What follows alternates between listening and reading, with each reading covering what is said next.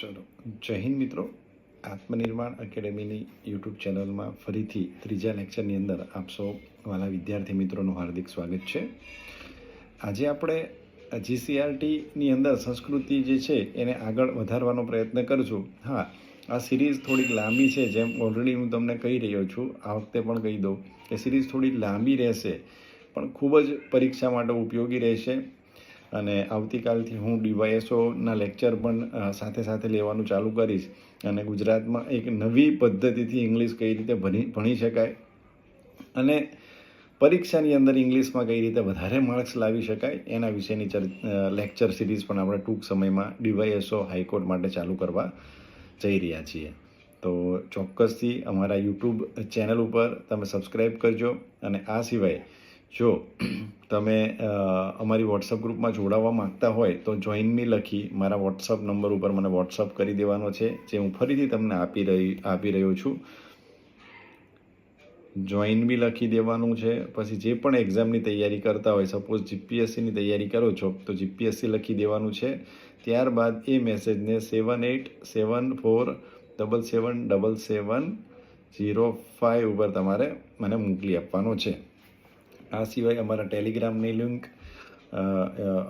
પછી બ્રોડકાસ્ટની લિંક હું તમને ડિસ્ક્રિપ્શનમાં આપી દઈશ, ત્યાંથી પણ તમે મારી સાથે જોડાઈ શકો છો. તો આપણે ચિત્રકલાથી ચાલુ કરવાનું છે. તો ભાઈ, બાબરના સમયથી ચિત્રકલાનો વિકાસ જોવા મળે છે. ભાઈ, ભારતની અંદર ચિત્રકલાનો વિકાસ કોના સમયમાં થયો હતો એવો સીધો પ્રશ્ન તમને અહીંથી પૂછી શકે છે. તો બાબરના સમયથી આપણને જોવા મળે છે. અને ચિત્રકલા ઉપર ગ્રંથો પણ લખાયા છે. તો કયા ગ્રંથો છે? તો ગુલશન ચિત્રાવલી. જો આમાં ક્યાંક ને ક્યાંક ઉર્દુ જેવું નામ છે, તો એ તમે કોરિલેટ કરી શકો છો કે ભાઈ મુસ્લિમ કાળ દરમિયાન જ્યારે સલ્તનત કાળ ચાલતો હતો ભારતમાં, એ સમયે આ ગ્રંથ લખાણો છે. પછી હમ્ઝનામા, બરાબર, આ પણ ક્યાંક ઉર્દુ વર્ડ સાથે સંકળાયેલો છે. તો આ બધી સંકેતો શું આપે છે કે આ સલ્તનત કાળ દરમિયાન, મોગલ કાળ દરમિયાન જે છે એ આની રચના થયેલી છે. અને એનો વિકાસ પણ આપણને એ તબક્કે આપણને જોવા મળે છે. પછી આકા રીઝા નામના મહાન ચિત્રકારના નેતૃત્વમાં આગ્રામાં એક ચિત્રશાળાની સ્થાપના કરવામાં આવી હતી. તો કોના નેતૃત્વમાં? તો આકા રીઝા, બરાબર. એ પોતે સલ્તનત કાળ સાથે સંકળાયેલો છે. એક મહાન ચિત્રકાર હતો જેના નેતૃત્વમાં સૌથી પ્રથમ ચિત્રશાળા એ આગ્રામાં સ્થાપવામાં આવી હતી. મોસ્ટ આઈએમપી ધ્યાનમાં રાખજો દરેક એક્ઝામની અંદર, પોલીસથી લઈ અને જીપીએસસી સુધી જીસીઆરટી એ ખૂબ જ અગત્યનો રોલ ભજવ્યો છે તમારા સિલેક્શનની અંદર. સિલેક્ટ થવું હોય, નોકરી મેળવવી હોય તો પ્રાઇવેટ પુસ્તકોને ત્યજી દેવાના છે, સરકારી પુસ્તકો વાંચવાના છે. હા, થોડા લાંબા હોઈ શકે છે, પણ તમે એને રિફર કરવાનો પ્રયત્ન કરો તો તમને એની અંદર રિઝલ્ટ વધારે મળશે. કારણ કે અલ્ટિમેટલી આપણા માટે રિઝલ્ટ ઇમ્પોર્ટન્ટ છે. એક વર્ષની પ્રિપરેશનની અંદર આપણો અલ્ટિમેટ ગોલ એ આપણું સિલેક્શન હોવો જોઈએ. અને એ સિલેક્શન માત્ર તમને જીસીઆરટીની ટેક્સ્ટ બુક કરાવી આપશે ક્લાસ 3 માટે, બરાબર. તો એ પણ ધ્યાન રાખજો. આપણે સાથે સાથે આમાં જીપીએસસી મેઇન્સને પણ ઇન્ક્લુડ કરી રહ્યા છીએ. મેઇન્સમાં કેવા પ્રકારના પ્રશ્નો આની અંદરથી પૂછાઈ શકે છે? તમને પૂછવામાં આવે સીધો પ્રશ્ન કે ભારતના અંદર ચિત્રકલાના વિકાસ વિશે નોંધ લખો, અથવા તો ટૂંક નોંધ લખો, અથવા તો સીધો હિસ્ટ્રીની અંદર જીએસનો પ્રશ્ન પૂછાઈ શકે છે કે ભારતના ઇતિહાસમાં ચિત્રકલાના વિકાસ વિશે તમારા મંતવ્યો જણાવો, બરાબર. તમને આજના સંદર્ભમાં પૂછવામાં આવે તો ભારતમાં ચિત્રકલાનો વિકાસ એ ક્યાંક ને ક્યાંક રૂંધાઈ ગયેલો હોય એવું લાગે છે. તો આપણે જે છે એ આવા પ્રશ્નો જ્યારે આવે છે આપણી સમક્ષ જીપીએસસી મેઇન્સમાં, ત્યારે આપણે બહુ ધ્યાનમાં રાખવું છે. જે જીસીઆરટી ઉપર તમે 100% નજર કરી હશે, પણ જે તમારી મતલબ એને વ્યૂ કરવાની જે ક્ષમતા છે એને 360 ડિગ્રી વ્યૂ કરશો ત્યારે તમને એની અંદરથી બેનિફિટ થશે. સો આવા પ્રકારના પ્રશ્નો આપણને જીપીએસસી મેઇન્સમાં પણ પૂછાઈ શકે છે અને તમે બેઠું લખી શકો છો. અને આ સેન્ટેન્સ એટલા બધા મજબૂત હોય છે, આ સેન્ટેન્સની અંદર શબ્દો એટલા મજબૂત હોય છે કે જેની અંદરથી ક્યાંક ને ક્યાંક બીજા કરતાં અવ્વલ માર્ક્સ તમને આપવામાં એ મદદ કરતા હોય છે. તો આકા રીઝાનું ખાસ તમારે મેન્શન કરવાનું છે, જેના દ્વારા આગ્રામાં સૌપ્રથમ જે છે એ ચિત્રશાળાની સ્થાપના કરવામાં આવેલી હતી. પછી આની અંદર આ ચિત્રકારોએ પશુ પક્ષીના ચિત્રો દોર્યા છે, પુષ્પોના ચિત્રો દોર્યા છે. જો પ્રાચીન કાળની અંદર પણ ચિત્રો હતા, પણ એ લીટાવાળા ચિત્રો હતા, એમાં ક્યાંક ને ક્યાંક એવી આકૃતિ સ્પષ્ટ નથી. ત્યારે સ્પષ્ટતા ધીરે ધીરે આવવા માંડી અને સલ્તનત કાળ દરમિયાન એનો સર્વાંગી વિકાસ જે છે એ થયો હોય એવું આપણને આની અંદરથી લાગી રહ્યું છે. તો ચિત્રકળા જોઈ લીધી. હવે આપણે સંગીત કળા વિશેની વાત કરવાની છે. તો ઇસ્લામિક સૂફી સંગીતનું સાહિત્ય પણ સતત થયો. એની અંદર આપણે જોઈએ કે અમીર ખુસરોની આપણે જોઈએ છીએ તો કવ્વાલીની શોધ એ કોના દ્વારા કરવામાં આવેલી છે? તો એ કવ્વાલીની શોધ એ અમીર ખુસરો દ્વારા કરવામાં આવેલી છે. બરાબર. ધ્રુપદને બદલે ખયાલ પદ્ધતિ દાખલ અને આ જે છે એ ધ્રુપદની જે પદ્ધતિ હતી એને ચેન્જ કરી આ ખયાલ પદ્ધતિ પણ એ અમીર ખુસરો દ્વારા દાખલ કરવામાં આવી હતી. દેવગીરીના સારંગદેવે સંગીત રત્નાકર અને ગુજરાતના ખાસ આઈએમપીઓ ધ્યાનમાં રાખજો, કોઈ પણ એક્ઝામમાં પૂછાઈ શકે છે ક્લાસ 3થી લઈ અને પોલીસ સુધી. ગુજરાતમાં હરિપાલ દેવે સંગીત સુધાકર નામનો ગ્રંથ લખ્યો હતો. તો તમને પૂછવામાં આવે તો સારંગદેવે કયો ગ્રંથ લખ્યો હતો? તો સારંગદેવ દ્વારા દેવગીરીની અંદર, બરાબર, દેવગીરીના સારંગદેવે સંગીત રત્નાકર નામનો ગ્રંથ લખ્યો હતો, જ્યારે ગુજરાતના હરિપાલ દેવે સંગીત સુધાકર નામનો ગ્રંથ લખ્યો હતો, જે બંને સંગીત સાથે સંકળાયેલા ગ્રંથો છે. તો આ ખાસ ઇમ્પોર્ટન્ટ પ્રશ્ન હતો, કદાચ પૂછી શકે એવું મને લાગી રહ્યું છે. ઇમ્પોર્ટન્ટ પણ હું અહીંયા લખી આપું છું તમને. હું જેટલું ભણાવીશ એ ઇમ્પોર્ટન્ટ જ છે, પણ એની અંદર પણ વધારે જેને એમ્ફેસાઇઝ આપણે આપવું જોઈએ, જેને નોટની અંદર આપણે સ્થાન આપવું જોઈએ એવું સેન્ટેન્સ છે આ. અકબરના સમયમાં તાનસેન એ શાસ્ત્રીય ગાન સાથે સંકળાયેલા મહાન કલાકાર હતા, એ બધાય આપણે જાણીએ છીએ. પછી સાહિત્ય વિશે વાત કરીએ. ચિત્રકળા થઈ ગઈ, બરાબર, સંગીત થઈ ગયું. હવે સાહિત્ય વિશે જોઈએ. તો સાહિત્યની અંદર કેટલાક ગ્રંથોનું સર્જન થયું છે. એ ગ્રંથોનું નામ અને એના રચયિતા કોણ છે એના વિશેનો તમને ખ્યાલ હોવો જોઈએ. બેઝિકલી આમાં ભણાવવા જેવું કે યાદ રાખવા જેવું કંઈ નથી, પણ ફેક્ચ્યુઅલ બાબત છે જેને તમારે નોટ કરવી, વારંવાર વાંચવી પડશે, ત્યારે તમને એ યાદ રહેશે. તો હેમચંદ્રાચાર્ય દ્વારા સિદ્ધ હેન શબ્દનું શાસન લખવામાં આવેલો હતો, બરાબર. પછી જયદેવ દ્વારા ગીત ગોવિંદમ નામનો ગ્રંથ લખવામાં આવેલો હતો. નારાયણ દ્વારા હિતોપદેશ, બરાબર, નારાયણ છે એ ભગવાન છે, તો એ હંમેશા ઉપદેશ દેવાનું કાર્ય કરતા હોય, એના ઉપરથી તમે યાદ રાખી શકો કે હિતોપદેશ જે છે એ નારાયણ દ્વારા કરવામાં આવેલો છે. જયદેવ ગોવિંદ, એ રીતે તમે નામ યાદ રાખી શકો છો. જયદેવ ગોવિંદ ગોવિંદમ, એવું કોઈ પણ તમે વાક્ય જે બનાવી અને તમને યોગ્ય લાગે એ રીતે તમે એને યાદ રાખવાનો પ્રયત્ન કરી શકો છો. આપણે લાઈવ લેક્ચર પણ સ્ટાર્ટ કરશું ધીરે ધીરે. યુટ્યુબ ઉપર લાઈવ લેક્ચર પણ સ્ટાર્ટ કરવા જઈ રહ્યા છીએ આપણે. ઓકે. ભાસ્કરાચાર્ય તો સિદ્ધાંત શિરોમણી અને લીલાવતી ગ્રંથ લખેલો છે. ચંદબરદાય, જેને આપણે ચાંદબરદાય અથવા તો ચંદબરદાય પણ કહીએ છીએ, અને પૃથ્વીરાજ રાસો, પૃથ્વીરાજના સમયમાં મહાન કવિ થઈ ગયા, બરાબર, એમણે લખેલી છે પૃથ્વીરાજ રાસો. તો એ પણ સાહિત્ય ક્ષેત્રે બહુ મોટું સ્થાન ધરાવે છે. અમીર ખુસરોએ તુગલકનામા અને તારીખે હિન્દ લખેલું છે. ઇબ્ન બતુતા દ્વારા કિતાબુલ હિન્દ રહેલા લખેલું છે. પદ્મનાભ દ્વારા કાન્હડ દે પ્રબંધ, બરાબર, કાન્હડ દે પ્રબંધ જે છે એ પદ્મનાભ દ્વારા લખાયેલો છે. મોહમ્મદ જાયસી દ્વારા પદ્માવત લખાયેલો છે. તો આ બધા ગ્રંથો તમારે ક્યાંક ને ક્યાંક યાદ રાખવા પડશે, જે પરીક્ષાની દ્રષ્ટિએ ખૂબ જ ઇમ્પોર્ટન્ટ મને લાગી રહ્યા છે. પછી ઝાલાવાડની અંદર ધ્યાન રાખજો. લોક નૃત્યો અને હસ્તકલા વિશેની આપણે વાત કરી રહ્યા છીએ, ત્યારે ઝાલાવાડ, બરાબર, ઝાલાવાડની અંદર પશુપાલકો એક વિશિષ્ટ પ્રકારનો રાસ રમે છે. જે પશુને પાળતા હોય એવા લોકો એ વિશિષ્ટ પ્રકારનો રાસ રમે છે. આમાં લખ્યું નથી. પશુપાલકોમાં એ ભરવાડ પણ હોઈ શકે છે, રબારી પણ હોઈ શકે છે, અન્ય નાગરિક પણ હોઈ શકે છે. એટલે પશુપાલકો દ્વારા હુડો નામનો રાસ રમવામાં આવે છે, જે ઝાલાવાડ સાથે સંકળાયેલો છે. અને આ જે છે એ તરણેતરનો મેળો જે સુરેન્દ્રનગર જિલ્લામાં થાય છે, તેને જોવા માટે દેશ વિદેશથી આ હુડો જોવા માટે મેળામાં પધારતા હોય છે. પછી ઉત્સવોની અંદર વાત કરીએ તો ગુજરાત એ ઉત્સવોનો છે. ગુજરાતમાં પહેરવેશમાં પણ અનેક વિવિધતા જોવા મળે છે, જેમાં કચ્છનું ભરતકામ, મોતીકામ, બરાબર, કચ્છની અંદર શું ફેમસ છે તો એનું ભરતકામ ફેમસ છે. એકદમ નાની નાની ડિઝાઇનમાં અંદર જે બહુ બારીક ડિઝાઇન કરેલી હોય છે એ ભરતની ખાસિયતો છે. પાટણના પટોળા છે, જામનગર અને જેતપુરની બાંધણી પણ વિશ્વવિખ્યાત છે. કચ્છના બન્ની અને ખદીર વિસ્તારમાં કચ્છી સ્ત્રીઓ દ્વારા તૈયાર કરેલ ભરત ગૂંથણ એ વિશ્વભરમાં માંગ છે. ભાઈ કચ્છના બન્નીની અંદર બન્ની અને ખાદીર વિસ્તારની અંદર જે ભરત ગૂંથણ કરી અને જે બનાવવામાં આવે છે એ વિશ્વભરની અંદર અત્યારે માંગ છે. તો એ યાદ રાખજો તમે. ઓકે, એકચ્યુઅલી ઓફિસથી આવ્યા પછી મન નથી થતું, પણ ઘણા લોકોના મને મેસેજ આવી રહ્યા છે જેના માટે આપણે આ કરવું જરૂરી છે. હવે જનજાતિઓ વિશેની વાત ફરીથી કરીએ તો ભારતની મુખ્ય જનજાતિઓ, તો જનજાતિઓ જે છે એના વિશે થોડુંક સમજવાનો પ્રયત્ન કરીએ. ભાઈ ભારતની અંદર આદિવાસી સંસ્કૃતિ જે લખાણી છે, આદિવાસી વિશેનું આપણને જે અત્યારે આપણે ઇતિહાસ ભણી રહ્યા છીએ, તો ભારતના પ્રાચીન ઇતિહાસમાં વાત કરીએ તો પ્રાચીન ઇતિહાસમાં એવા મતલબ જે કહેવાય ને પ્રામાણિક એવા તથ્યો નહોતા.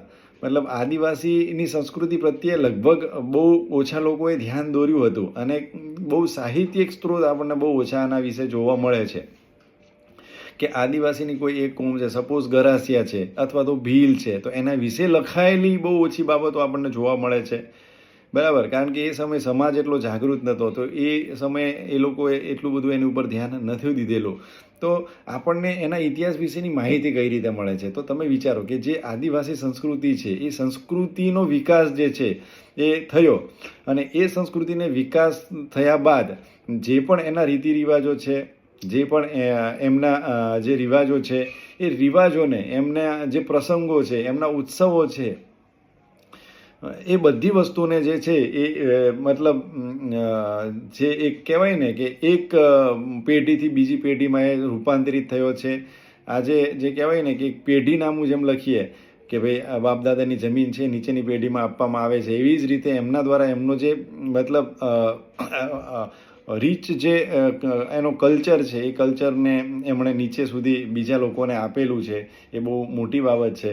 જ્યારે જનરલી આપણે મતલબ જેમ વેસ્ટર્નાઇઝેશન તરફ જઈ રહ્યા છીએ, ત્યારે આ સમાજ એક એવો સમાજ છે કે જેણે પોતાના રિવાજોને ક્યારેય છોડ્યા નથી. પોતાની જે કહેવાય ને એ પરંપરાઓ છે એ પરંપરાઓને ક્યાંય છોડી નથી. એ એમને અલ્ટિમેટલી એમના મતલબ વારસાની અંદર મળેલી આ મતલબ છે. તો એ વારસાની અંદર એમના જે વારસાની અંદર ઉતરેલી વસ્તુઓ છે એની અંદર સ્ટડી કરી અને એમના ઇતિહાસ વિશે, એમના રિવાજો વિશે, એમની પરંપરાઓ વિશે, રીત ઢબ વિશે ઘણું બધું લખાયું છે. ઓકે, તો આ એક બેઝિક ઇન્ફોર્મેશન જે છે એ તમને ખ્યાલ હોવી જોઈએ. હવે આપણે જોઈએ કે ભાઈ જનજાતિના મુખ્ય ક્ષેત્રો કયા છે. તો કેટલીક જનજાતિ ખૂબ જ શક્તિશાળી હોય, મોટા પ્રદેશો પર નિયંત્રણ ધરાવતી હતી. ઘણી બધી જનજાતિઓ ખૂબ જ શક્તિશાળી હતી. જેમ કે 13મી અને 14મી સદી દરમિયાન પંજાબમાં ખોખર જનજાતિ અને ગખ્ખર જનજાતિ મુખ્ય હતી. તમે વિચારો કે 13મી અને 14મી સદીમાં જે જનજાતિઓ હતી, જેમાં ગોખર અને ગખ્ખર, બરાબર, ગખ્ખર અને ખોખર, આ બંને જનજાતિઓ એક તો પંજાબ સાથે સંકળાયેલી છે, એ એક ઇમ્પોર્ટન્ટ બાબત છે. 13મી, 12મી અને થી લઈ અને 13મી 14મી સદીની અંદર આ જનજાતિઓનું પ્રમાણ હતું. કઈ જગ્યાએ? તો પંજાબની અંદર હતું. આ જનજાતિમાંથી અવારનવાર કમલખા ગખ્ખરને અકબરે મનસબદાર બનાવ્યા હતા. મોસ્ટ ઇમ્પોર્ટન્ટ છે ભાઈ. ગખ્ખર જનજાતિ એ પંજાબ સાથે સંબંધ ધરાવે છે અને એની અંદર જે કમલખા ગખ્ખર છે એને મનસબદાર એટલે કે એને મનસબ આપી, બરાબર, કેટલાક ગામડાઓનું એને મતલબ રખેવાળ જે કહેવાય ને એનો વહીવટ એ એમને આપેલો હતો. મનસબદાર એટલે વહીવટદાર જે છે એ અશોક શું કહેવાય આના સમયમાં હતા, અકબરના સમયમાં, સોરી. તો એ પણ તમારે યાદ રાખવાનું છે. મુગલો પહેલાં મુલતાન અને સિંધમાં લંધા અને અર્ધુન જનજાતિઓનું જે મુગલો આવ્યા ને, મુગલો જે છે એ આવ્યા એ પહેલાં મલતાન, જે અત્યારે પાકિસ્તાનની અંદર આવેલું છે, મુલતાન અને સિંધ, આ બંને પાકિસ્તાનનો એરિયા છે, જ્યાં આગળ લંગા અને અર્ધુન જનજાતિઓ જે છે એ આધિપત્ય હતું મુગલો આવવાના પહેલાં, બરાબર. તો આ પણ તમારે યાદ રાખવાનું છે. લંગા અને અર્ધુન જે જનજાતિઓ છે એ કયા એરિયા સાથે સંબંધ ધરાવે છે? તો મુલતાન અને સિંધ જે પાકિસ્તાનમાં આવેલું છે એની સાથે સંબંધ ધરાવે છે. પછી ઉત્તર પશ્ચિમ ભારતની અંદર, બરાબર, ઉત્તર પશ્ચિમ એટલે કે ભાઈ આ કાશ્મીર છે, ઉપરનો ભાગ આ કાશ્મીર છે, તો કાશ્મીરની અંદર આ ઉત્તર થઈ ગયું અને આ પશ્ચિમ થઈ ગયું. એટલે આ બંનેનો જે ભાગ છે, જેમ કે અફઘાનિસ્તાનવાળો એરિયા છે, પાકિસ્તાનનો કેટલોક એરિયા છે, આ બધી જગ્યાએ જે કહેવાય ને બલોચ જનજાતિ એ ખૂબ જ શક્તિશાળી જનજાતિ હતી, તો એ પણ એની સાથે સંબંધ ધરાવે છે, બરાબર. પછી પશ્ચિમ હિમાલયની અંદર, બરાબર, પશ્ચિમ હિમાલયની અંદર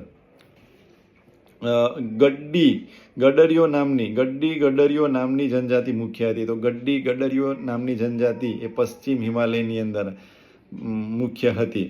તો હિમાલયની અંદર પણ તમે ડિવાઈડ કરો તો પશ્ચિમ હિમાલયની અંદર એ આવતી હોય છે. પછી નોર્થ ઇસ્ટની અંદર વાત કરીએ તો જેમાં નાગા, કુકી, મિઝો, આ અહોમ જનજાતિ એ ખૂબ જ શક્તિશાળી હતી અને બહુ મોટા સામ્રાજ્યની અહોમ સામ્રાજ્યની સ્થાપના એના દ્વારા કરવામાં આવેલી હતી. તો આ બધી જનજાતિઓ જે છે એ નોર્થ ઇસ્ટ સાથે સંબંધ ધરાવે છે.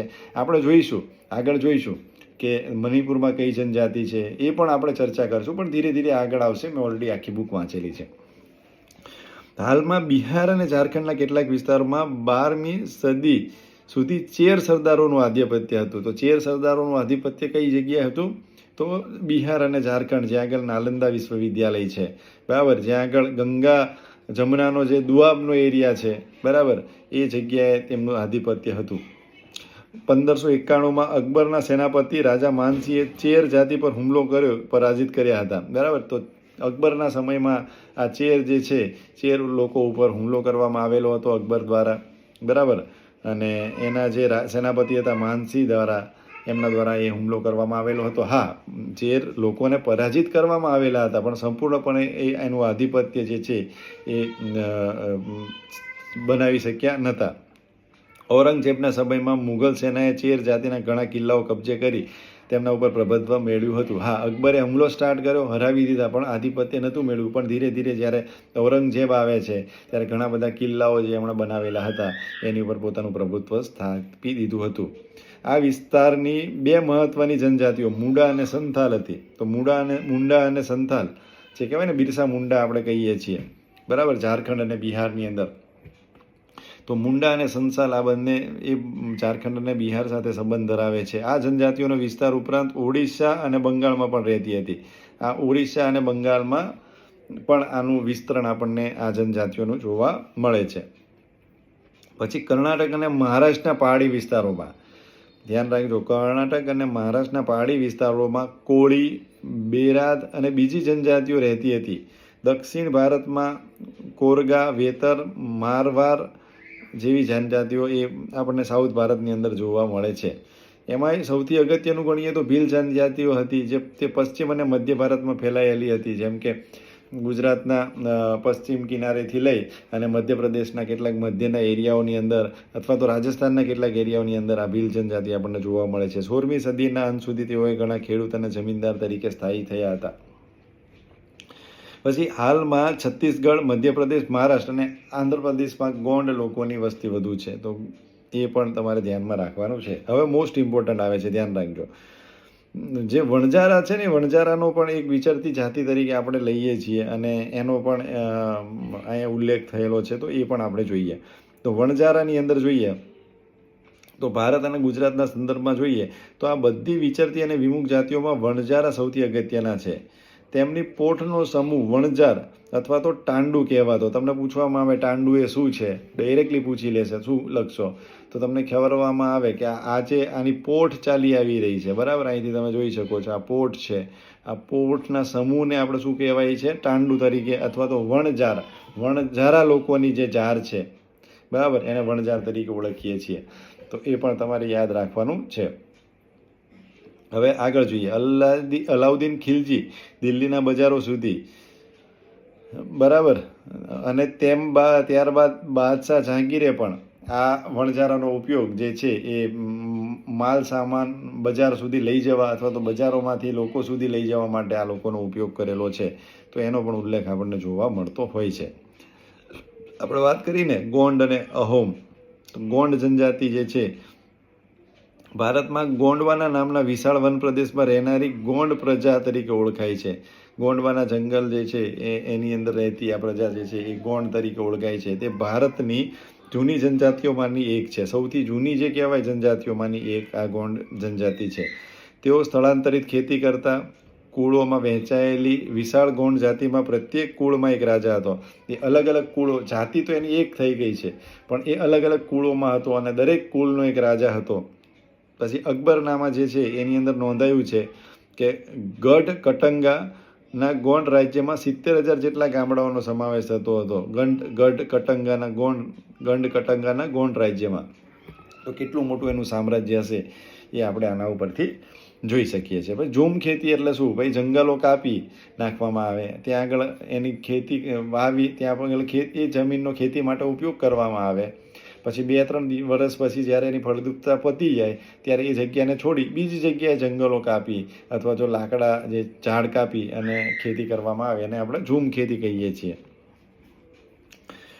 હવે ગોંડ જે જનજાતિ છે એની આપણે રાજ્ય વ્યવસ્થા વિશે વાત કરીએ તો રાજ્ય વ્યવસ્થા જે છે એ કેન્દ્રીકૃત હતી. કેન્દ્રીકૃત એટલે કેન્દ્રમાં એક વ્યક્તિ બેઠો હોય અને એના દ્વારા જે છે એ ધીરે ધીરે નીચે જે છે એ અલગ અલગ લોકોને પાવર્સ આપવામાં આવેલો હોય. રાજ્ય ગઢમાં વહેંચાયેલા હતા. દરેક જે રાજ્ય હતા એને આપણે શું કહેવામાં આવતું? ગઢ તરીકે ઓળખવામાં આવતું. દરેક ગઢ પર એક ખાસ ગોંડ કુળનું આધિપત્ય હતું. બરાબર. ડાયરેક્ટલી જે ગઢની અંદર મેઇન માણસ હોય એની પાસે એ ગોંડ કુળ સાથે સંકળાયેલો હોય છે. દરેક ગઢમાં 84 ગામોના એક એકમમાં વહેંચાયેલો હતો. અને આ જે ગઢ કહ્યું એ ગઢની અંદર કેટલા ટોટલ 84 ગામનો સમાવેશ થતો હતો, જેને આપણે 84 તરીકે, જેને તે સમયે 84 તરીકે ઓળખાતા. દરેક 84 12 ગામમાં એક ગામના એક પેટા એકમ, 12 × 7 = 84 એટલે 7 એકમો એની અંદર હતા. અને 12 ગામના એક પેટા એકમ 12 હોતો, જેને આપણે 12 હોતો તરીકે ઓળખવામાં આવે છે. બરાબર. તો 7 12 હોતો બની અને એક શું બનશે? એક 84 બનશે. બરાબર. તો એ પણ તમારે ધ્યાનમાં રાખવાનું છે. તો આવી રીતે એની વ્યવસ્થા હતી. મોટા રાજ્યોના ઉદય સાથે ગોંડ રાજ્યમાં પરિવર્તન આવ્યું. મૂળભૂત રાજપૂત તરીકે માન્યતા મેળવતા ગઢ કટંગાના ગોંડ રાજા તે અમનદાસે સંગ્રામ શાહની પદવી ધારણ કરી હતી. તો ગોંડ રાજા કોણ છે જેણે સંગ્રામ શાહની પદવી ધારણ કરી હતી? તો એ છે અમનદાસ. બરાબર. અને ધીરે ધીરે આ જે છે એ મૂળભૂત રાજપૂત તરીકે એની માન્યતા મેળવી લીધી એ લોકોએ. તેના પુત્ર દલપતે મહોબાના ચંદેલ રાજપૂત રાજાના રાજપુત્રી દુર્ગાવતી સાથે લગ્ન કર્યા હતા, જે એટલું બધું ઇમ્પોર્ટન્ટ આપણા માટે નથી. યુવાન વયે દલપતનું મૃત્યુ થતાં 5 વર્ષના વીર નારાયણ નામના શાસન સંભાળ્યું અને આસિફ ખાનના નેતૃત્વ હેઠળ મુઘલ સેનાએ દુર્ગાવતીને હરાવી. આ દુર્ગાવતી જેના સાથે લગ્ન કર્યા છે એના વરનું જે કહેવાય દલપતનું મૃત્યુ થઈ જાય છે. ત્યારબાદ એનો 5 વર્ષનો સન હોય છે જેનું નામ વીર નારાયણ હોય છે, એની સાથે સત્તા ચલાવે છે. પણ 1565ની અંદર કહેવાય છે કે મુઘલ સેનાએ એની ઉપર આક્રમણ કર્યું અને આ દુર્ગાવતી જે છે એ ને હરાવી. તો રાણી અને બંને એનું પુત્ર જે છે એ યુદ્ધની અંદર લડતા મૃત્યુ પામ્યા. બરાબર. પછી આ જે છે ગઢ કટંગા જે છે એ હાથીઓના વેપાર માટે ખૂબ જ જાણીતું હતું અને એની આગળ હાથીઓનો વેપાર કરી મુઘલ સેનાએ અઢળક ધન કમાયું એના પણ આપણને પુરાવો મળેલા છે.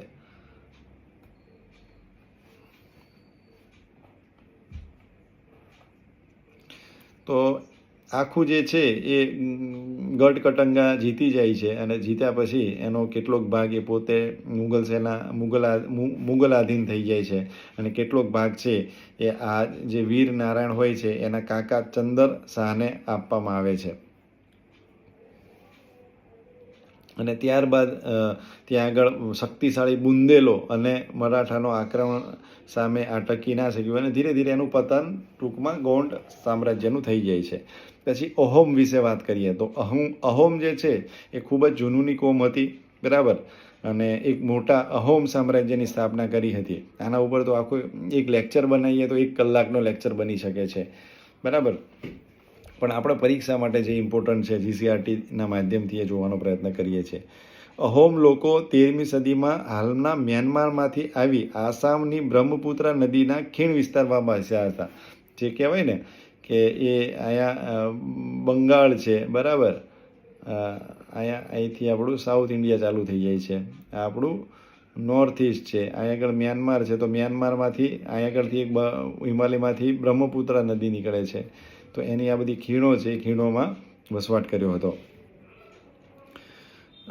અને તેને જમીનદારની જૂની વ્યવસ્થાને બદલી નવી રાજ્ય વ્યવસ્થા જે છે એ જમીન વ્યવસ્થાની અંદર ઘણા બધા પરિવર્તનો આના દ્વારા કરવામાં આવેલા હતા. 16મી સદીમાં ચૂંટીઓ અને કોચ હાજો રાજ્યોને પોતાના રાજ્યમાં ભેળવી આસપાસની જનજાતિઓને જીતી એક વિશાળ અહોમ રાજ્યની સ્થાપના કરી હતી. તો એમણે 2 યુદ્ધો લડ્યા હતા આ લોકો.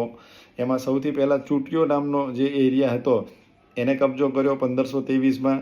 ત્યારબાદ કોચ હાજો જે છે એને ઉપર કબજો કર્યો અને બંનેને પોતાના વિસ્તારની અંદર ભોળવી, બરાબર, એક શક્તિશાળી વિશાળ અહોમ રાજ્યની સ્થાપના કરવામાં આવેલી હતી. 17મી સદી સુધી બોલો અહોમ લોકોનું ત્યાં આગળ શું હતું, રાજ ચાલતું હતું. 17મી સદીમાં તો તેઓએ દારૂગોળો અને તોપખાનાનું નિર્માણ પણ, જ્યારે મુગલો જે છે, મુગલોને જીતવાનું કારણ એ જ હતું, એની પાસે ક્યાંક ને ક્યાંક એવી તોપખોળો આવી ગઈ હતી, તોપો આવી ગઈ હતી, અને ભારતની અંદર એ સમયે આપણે તલવારોથી લડતા હતા, બરાબર. જેમ કે મહારાણા પ્રતાપની અંદર જોઈએ તો એનો ભાલો જેટલો વજનદાર હતો 82 કિલોનો. તો એ આપણે તલવારોથી લડવા માટે જે છે એ મતલબ આપણી એની અંદર મહાનતા હતી. અને સામે તોપગોળો એ લોકોએ ડેવલપ ઓલરેડી કરી લીધો હતો. મંગોલ એરિયામાંથી જ્યારે એ લોકો આવ્યા, બરાબર, મંગોલો આવ્યા, મંગોલોની પહેલાં પણ અલગ અલગ લોકોએ જ્યારે આક્રમણ કર્યું, ત્યારબાદ ત્યાં આગળ દારૂખોનાની શોધ પણ થઈ ગઈ હતી, બરાબર. તો આ દારૂગોળા સામે આપણે ક્યાંક ને ક્યાંક ટકી ના શક્યા. તો આ લોકોએ, તમે વિચારો કે અહોમ લોકોએ 17મી સદીની અંદર આ દારૂખાનો અને તોપોનું જે છે એ નિર્માણ એ લોકોએ કરી લીધું હતું. કેટલો આગળ પડતા હશે. જોકે દક્ષિણ પશ્ચિમથી અહોમ લોકો પર ઘણા આક્રમણો થયા. હા, એ સમયે એની ઉપર ઘણા બધા આક્રમણો પણ થયા. 1662માં મીર જુમલાના નેતૃત્વ હેઠળ મુગલ સેના સામે જો મીર જુમલા જે છે એ મુગલ સેના સાથે સંકળાયેલો છે. આની સામે આ અહોમ લોકો લડ્યા, ખૂબ જ સરસ રીતે લડ્યા, પણ તેમ છતાં મુગલ સેના ખૂબ જ વિશાળ હતી. એની સામે પણ એવી ટેકનોલોજી હતી, દારૂગોળો હતો, એની પાસે પણ તોપો મોટી હતી, બરાબર. તો એની સામે આ લોકો ટકી ન શક્યા, એમને હરાવી દીધા. પણ પ્રત્યક્ષ જે છે એ મુગલોનું પ્રભુત્વ એ આ જે અહોમ રાજ્ય હતું એની ઉપર ટકી શક્યું નહીં. પછી અહોમ રાજ્ય જે છે એ ફોર્સ લેબર પર આધારિત હતું. જે લોકો પાસે રાજ્ય માટે બળજબરીથી કામ કરાવાતું તે પાઇક કહેવાતા. તો તમને પૂછે પાઇક એટલે શું, ખૂબ જ ઇમ્પોર્ટન્ટ, પાઇક એટલે શું? તો અહોમ રાજ્યની અંદર, રાજ્ય વ્યવસ્થાની અંદર ફોર્સ લેબર જે છે, કોઈ પણ વ્યક્તિ પાસે આપણે કામ કરાવવું હોય તો એને ફોર્સ આપી કામ કરાવવાનું હતું, બરાબર. તમારે કામ આ કરવું જ પડશે, બરાબર, એવી રીતે કરાવવામાં આવતું. પણ જ્યારે આવી રીતે ફોર્સ લેબર જે છે એ કાયદાની રૂએ તમે જુઓ તો એ કોઈના દ્વારા કરાવવામાં આવતું હોવું ના જોઈએ. અત્યારે પણ તમે કોઈને દ્વારા ફોર્સ લેબર કરો છો, કોઈને તમે મજબૂર કરો છો કાર્ય કરવા માટે, તો તમારી ઉપર કાયદેસર ગુનો જે છે એ નોંધાઈ શકે છે. તો જે લોકો પાસે બળજબરી પાસે કામ કરાવવામાં આવતું તો એ લોકોને શું નામ તરીકે ઓળખવામાં આવતું? પાઇક તરીકે ઓળખવામાં આવતું. મોસ્ટ ઇમ્પોર્ટન્ટ, બરાબર. પાઇક એટલે શું? અહોમ રાજ્ય સાથે સંકળાયેલ છે, ફોર્સ લેબર ત્યાં આગળ પ્રચલિત હતું. દરેક ગામમાંથી નિશ્ચિત કરવામાં આવેલ સંખ્યામાં પાઇક મોકલવામાં આવતા. ભાઈ દરેક ગામ છે તો દરેક ગામમાં દરેકનો વારો આવવો જોઈએ. તો દરેક ગામની અંદર સપોઝ એક મહિને નક્કી કરેલું છે 5 જણાને મોકલવાના, તો 5 પાઇક મોકલવામાં આવતા. કઈ રીતે મોકલવામાં આવતા? તો વસ્તી ગણતરીને આધારે વધુ વસ્તી ધરાવતા વિસ્તારોમાંથી ઓછી વસ્તીવાળા વિસ્તારોમાં લોકોને ખસેડવાથી અહોમ કુળમાં વિભાજન થઈ ગયા. 17મી સદીના પ્રથમ દશકમાં વહીવટી વ્યવસ્થા કેન્દ્રીકૃત બની. પછી 17મી સદીના પ્રથમ દશકમાં આ જે છે એ ધીરે ધીરે કેન્દ્રીકૃત થવા લાગ્યા. અને વર્તમાન કાયદાઓ અને જો હા ઠીક છે.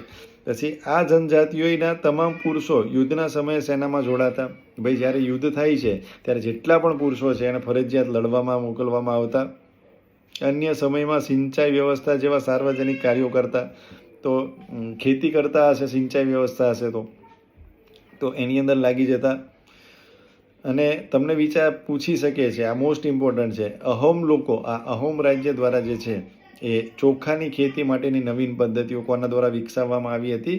તો ચોખાની ખેતીની નવીન પદ્ધતિઓ ભારતમાં અહોમ લોકો દ્વારા જે છે એ વિકસાવવામાં આવેલી હતી.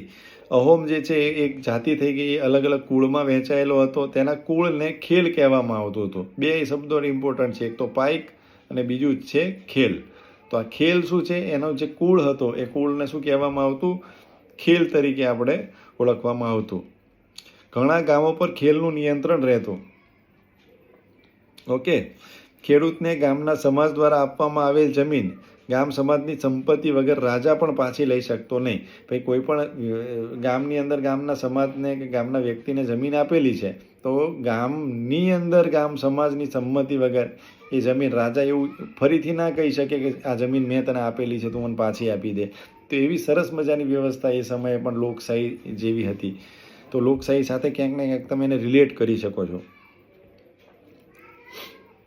પછી શરૂઆતમાં અહોમ લોકો જનજાતીય પ્રકૃતિના દેવતાઓને માનતા હતા. ધીરે ધીરે રાજા દ્વારા મંદિરો અને બ્રાહ્મણો દ્વારા જમીનનું દાન આપવાની શરૂઆત પણ થઈ. શિબસિંહ 1714 થી 1744ના સમયમાં હિન્દુ ધર્મ ત્યાંનો મુખ્ય ધર્મ. આ શિબસિંહના સમયમાં જે અહોમ રાજ્ય સાથે સંકળાયેલા રાજા છે ત્યાંના સમયમાં આ જે છે હિન્દુ ધર્મ એ ત્યાંનો મુખ્ય ધર્મ બની ગયો. રાજાઓને પોતાની પરંપરાગત માન્યતાઓ પૂર્ણપણે છોડીને અહોમ સમાજ એક અત્યંત સુસંસ્કૃત સમાજ હતો. ઓલરેડી જોયું કે ભાઈ જમીન આપી દે છે તો લેવામાં નથી આવતો, તો ક્યાંક ને ક્યાંક એની સુસંસ્કૃત સમાજ હશે.